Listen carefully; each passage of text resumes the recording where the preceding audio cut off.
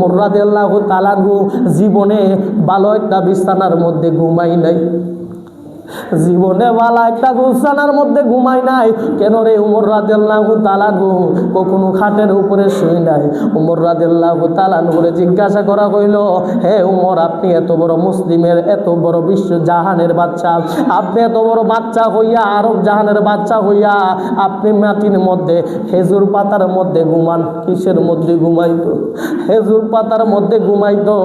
ওমর রাদিয়াল্লাহু তাআলা ডাক দিয়া বলে, আমি যদি বিছনার মধ্যে আরামে ঘুমাই, আমি যদি শান্তিতে ঘুমাই, আমার রাজ্যের মধ্যে যদি কেউ না ঘুমাইতে পারে, কেউ যদি মাটির মধ্যে ঘুমায়, আমি কি জবাব দিব আল্লাহর দরবারে? তাদের অন্তরের মধ্যে তাকওয়া ছিল, তাদের অন্তরের মধ্যে বই ছিল, তাদের অন্তরের মধ্যে আল্লাহ নি বেরাজ হইয়া যাইবে, আল্লাহর রাসূল নি বেরাজ হইয়া যাইবে, তাদের অন্তরের মধ্যে সেই বইটা ছিল। একদিন ওমর রাদিয়াল্লাহু তাআলা এক ঘর হাঁটতে হাঁটতে সারা রাত পর্যন্ত হাঁটতো, কার ঘরে কি খানা হয়েছে, কার ঘরে কি হয়েছে, এগুলো খোঁজ খবর নিত। এগুলো কি করত? খোঁজ খবর নিত। একদিন দেবাজান ওমর রাদিয়াল্লাহু তাআলা এক ঘরের পাশ দিয়ে যাইতেছে, এক ঘরের পাশ দিয়ে যাইতেছে, দেখতেছে একটা ঘরের মধ্যে মহিলার বাচ্চারা, সন্তানেরা কান্নাকাটি করতেছে। 3 দিন যাবত খাবার নাই। কই দিন যাবত? 3 দিন যাবত তোরা খাবার নাই রে বন্ধু।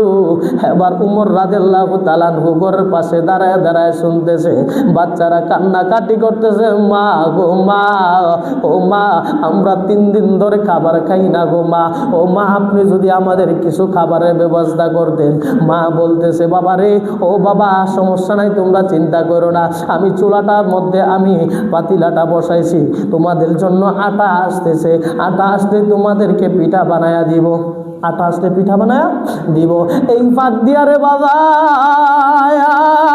ওমর রাদিয়াল্লাহু তাআলা দাঁড়ায়া দাঁড়ায়া সমস্ত ঘটনা শুনতেছে। আমার আব্বারা এই ঘটনা শুনতেছে, আর ওমর রাদিয়াল্লাহু তাআলা বলতেছে, হাই রে হাই, আমার রাজ্যের মধ্যে এরা এত কষ্ট করে থাকতেছে, এদের 3 দিন ধরে খাবার নাই, আমি কি জবাব দিব আল্লাহর দরবারে? ওমর রাদিয়াল্লাহু তাআলা এই ঘটনা শুনে দৌড়ায় চলে গেলেন রাজসিংহাসনে গিয়া বাইতুল মাল থেকে মাথার মধ্যে একটা আটার বস্তা নিছে। ওই আটার বস্তা দেখুন, মন্ত্রী এমপি কারে কম, নিজে ইজ্জত সম্মানের চিন্তা করছে না। আমাদের দেশে এমপি মন্ত্রী হইলে একটা ব্যাগ ধইরা নিতে চাই না, ঠিক কিনা বলুন? ঠিক কিনা? কোন মিছা কথা কইছি? মিছা কথা কইছি? আমরাও বলা না, যাক, রাজনীতি কথা কইতাম না। আমার বাবারা, বন্ধুরা, এই ওমর রাদিয়াল্লাহু তাআলা কি করলেন?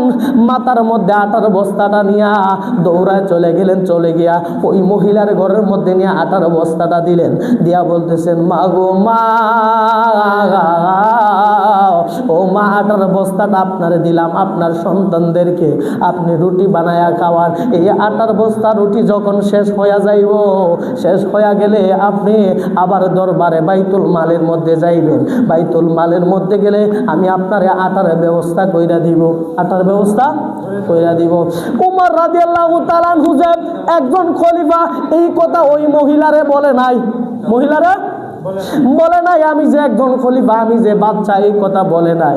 এই মহিলা বলতেছে, বাজান, আমাদের যে খলিফা আছে, মহিলা বলতেছে, মনের কষ্ট বলতেছে, বাজান, মহিলা বলতেছে, হুজুর, ও হুজুর, আমাদের রাজ্যের মধ্যে এত বড় বাচ্চা খলিফা আছে, এই খলিফা আমাদের এখনো কোনো খোঁজ খবর নাই, খোঁজ খবর নেই না, আমরা খাবার খাইছি না কি না খাইছি, কোনো খোঁজ খবর নাই না। আল্লাহ আপনারে মঙ্গল করুক, ওনার জন্য দোয়া করেছে। এবং গিয়া দেখতেছে, তারপরে বিশাল বড় ঘটনা, এই ওমর রাদিয়াল্লাহু তাআলা এই বস্তা দিয়ে চলে গেলেন রাজ সিংহাসনে। যাওয়ার পরে রে বাজান, সপ্তাহ মাস খানিক পরে যখন আটার বস্তা শেষ হয়ে গেছে, ওমর রাদিয়াল্লাহু তাআলার বিরুদ্ধে ওমর রাদিয়াল্লাহু তাআলার কাছে বিচার দিছে। কার বিরুদ্ধে? মহিলা কিন্তু চিনে না, চিনে না, এই কারণে বিচার দিলেন।